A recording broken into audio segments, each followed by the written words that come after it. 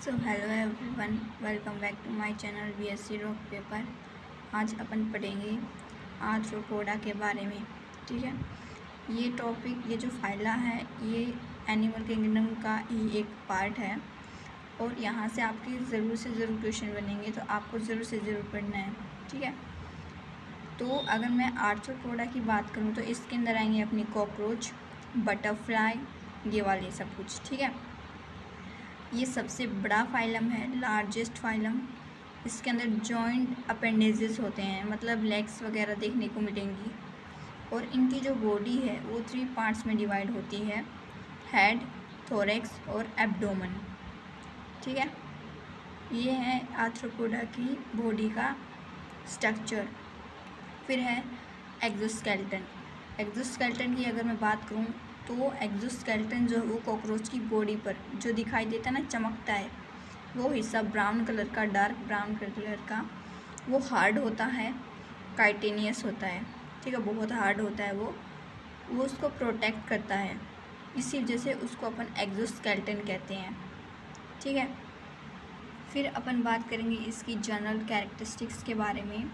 आखिर ये कहाँ पाया जाता है, इसका बॉडी प्लान क्या है। तो अगर मैं बात करूँ ये कहाँ पाया जाता है, तो ये पानी में और ज़मीन दोनों के ऊपर पाया जाएगा। इसके अंदर जो लेवल ऑफ ऑर्गेनाइजेशन है वो ऑर्गन सिस्टम टाइप का देखने को मिलेगा।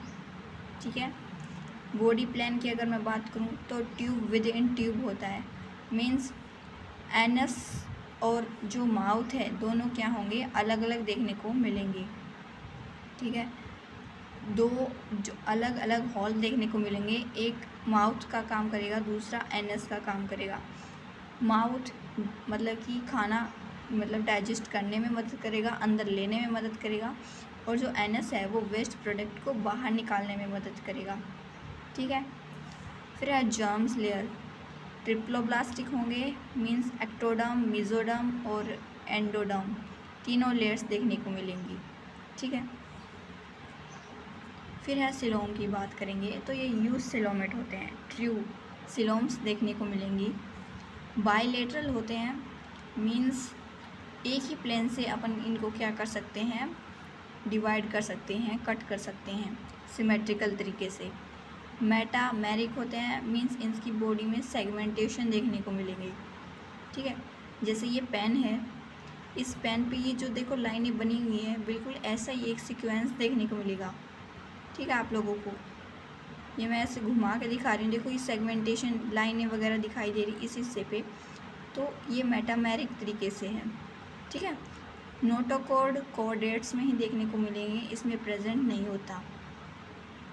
फिर इसकी फिजियोलॉजी की अगर मैं बात करूँ तो इसके अंदर जो डाइजेशन है वो कंप्लीट डाइजेस्टिव सिस्टम है। ठीक है, देखने को मिलेगा। रेस्पिरेशन जो है वो ये रेस्पायर कर सकते हैं, सांस ले सकते हैं, लंग्स के थ्रू, गिल्स के थ्रू, गिल्स के थ्रू, और ट्रैकेल सिस्टम इंसेक्ट के अंदर देखने को मिलेगा। सबसे ज़्यादा कॉमन यही होता है, ट्रैकेल सिस्टम।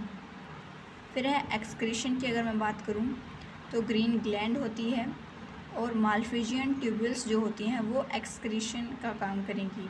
ठीक है, जो वेस्ट प्रोडक्ट हैं उसको बाहर निकालने का काम करेंगी। सर्कुलेशन ओपन टाइप का होगा, मीन्स ऑक्सीजनेटेड ब्लड और डीऑक्सीजनेटेड ब्लड मिक्सड होंगे, सेपरेट नहीं होंगे इनके अंदर।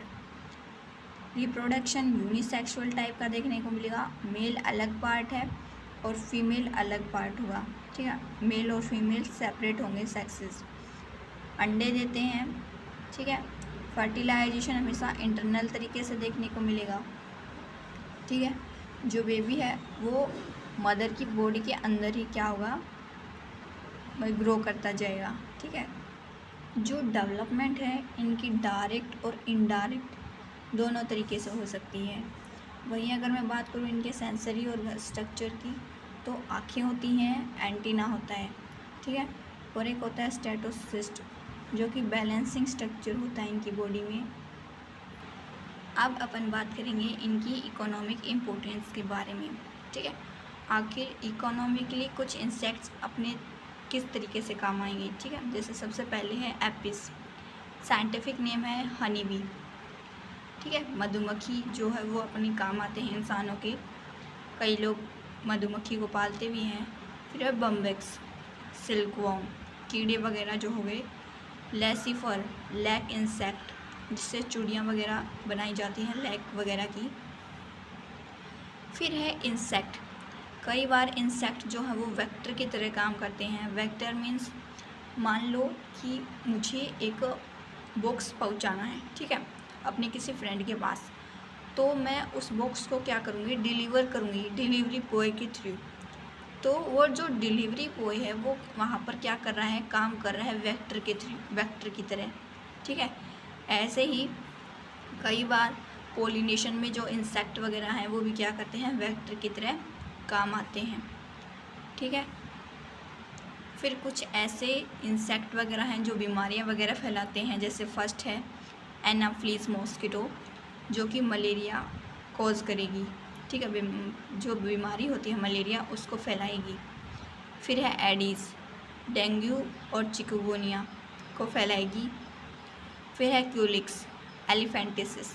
इन तीनों बीमारियों को आप ह्यूमन हेल्थ एंड डिजीज़ के अंदर पढ़ोगे डिटेल के अंदर, ठीक है। फिर है गैरागेरस पेस्ट, ग्रुप अटैक होता है ये एक तरीके से। लकेस्टा, ये सारे एग्जाम्पल्स हैं, ठीक है, आर्थ्रोपोडा के, तो आपको याद होने चाहिए। प्रवान, बटरफ्लाई, स्कॉर्पियन और ये लिमुलस, जिसे किंग क्रैब कहा जाता है, केकड़ा वगैरह। फॉसिल, लिविंग फॉसिल, जो ये लिमुलस है ये ए लिविंग फॉसिल है, मतलब इसके अंदर कोई एवोल्यूशन नहीं देखने को मिला, कोई चेंजेस नहीं देखने को मिले। जैसा ये कई साल पहले था ये अभी भी क्या है वैसा ही है, इनकी बॉडी जो स्ट्रक्चर है वो, ठीक है। तो ये है अपना आर्थ्रोपोडा। अब अपन बात करेंगे जो नेक्स्ट फाइला है वो है अपना मोलस्का, ठीक है। सबसे सेकंड लार्जेस्ट फाइलम है ये, इसको मोलिस भी कहते हैं, ठीक है। मोलिस का मतलब है सॉफ्ट बॉइल्ड, ठीक है, नरम बिल्कुल।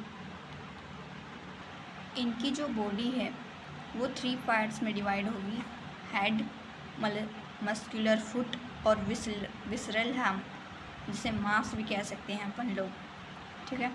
जैसे ये स्नेल है तो स्नेल की ये क्या है, टेंटिकल्स हैं जहाँ पे आई वगैरह प्रेजेंट होती हैं, ये इसका हेड है। मस्कुलर फिट है जो कि इसको लोकोमोशन करने में मदद करेगा। ये शेल है, हार्ड होती है। ये मेंटल है, एक लेयर। ये विसरल हम्प है, स्पेस है ये, ठीक है, जो स्पेस है उसको विसरल हम्प कहेंगे। और ये है अपनी मेंटल कैविटी, ठीक है। तो मेंटल की अगर मैं बात करूँ तो विसरल हम्प के ऊपर की क्या है, कवरिंग होती है, सॉफ्ट होती है, स्पंजी लेयर होती है स्किन की। साथ में जो विसरल हम्प है इसके पास क्या है, विसरल ऑर्गन्स प्रेजेंट होते हैं, ठीक है। मेंटल कैविटी क्या है, स्पेस है मेंटल और विसरल हम्प के बीच का, ओके। अब अगर अपन बात करेंगे इसकी जनरल कैरेक्टरिस्टिक के बारे में, तो ये ज़मीन पर और एक्वेटिक दोनों जगह पाए जा सकते हैं। Level of organisation organ system type का होगा। ट्यूब विद इन ट्यूब होगा, बॉडी प्लान, ठीक है। एनस अलग, मतलब कि वेस्ट प्रोडक्ट अलग जगह से आउट होगा, एक्सक्रीट होगा, और जो खाना है वो अंदर जाएगा माउथ के थ्रू, ठीक है। तो दोनों अलग अलग ओपनिंग होती हैं। जर्म लेयर डिप्लोब्लास्टिक होता है। यूसिलोमेट होती है इनकी सिलोम। सिमेट्री होती है इनकी बाइलेटरली, मतलब एक ही प्लेन से क्या कर सकते हैं, इनको डिवाइड कर सकते हैं 2 पार्ट्स के अंदर। सेगमेंटेशन और नोटोकॉर्ड एब्सेंट होते हैं, ठीक है, दोनों ही। फिर है फिशियोलॉजी, तो इनके अंदर जो डाइजेस्टिव सिस्टम है वो कंप्लीट देखने को मिलेगा अपन को, ठीक है। इनके पास एक वेल डेवलप्ड फाइल होती है रेस्पिंग ऑर्गन, जो कि क्या करता है, इनके माउथ से कुछ सिक्रेट करता है। जैसे कि ऑक्टोपस के अंदर देखा होगा कभी आपने, ब्लैक कलर का धुआं सा निकालता है, ठीक है। तो उसी चीज़ को वो निकालता है, तो वो किसके थ्रू निकालता है, रेस्पिंग ऑर्गन होता है जिसको अपन रेडुला कहते हैं, ठीक है। और इनका जो रेस्पिरेशन है वो फेदर गिल्स टाइप का होगा, एक्सक्रीशन भी फेदर लाइक गिल्स के ही थ्रू होता है। सर्कुलेशन ओपन भी हो सकता है और क्लोज भी हो सकता है। ओपन नॉन सिफेलोइड के अंदर होगा और क्लोज सिफेलोपोड के अंदर होगा। रिप्रोडक्शन यूनिसेक्सुअल होंगे, अंडे देने का काम करते हैं। फर्टिलाइजेशन दिया हुआ नहीं है आपकी बुक्स में, वही डेवलपमेंट हमेशा इनके अंदर इनडायरेक्ट तरीके से होगा। फिर इसके एग्जांपल्स जो आपको ज़रूर से ज़रूर याद करनी है, जैसे एफिशिया जिसको सी हॉर्स कहते हैं, पिला एप्पल स्नेल कहते हैं, पिनेक्टोडा पिरल ऑस्टर कहते हैं, मोती वगैरह। डेंटेलम एलिफेंटास सेल कहते हैं। Octopus devil fish, Loligo squid, sepia cuttlefish और चेटू प्लूरा काइटोन। तो इसके एग्जांपल्स आपको राइट कर करके याद करनी है। तो ये हमारा मोलस्का, ठीक है। आई होप आप सभी को समझ में आया होगा।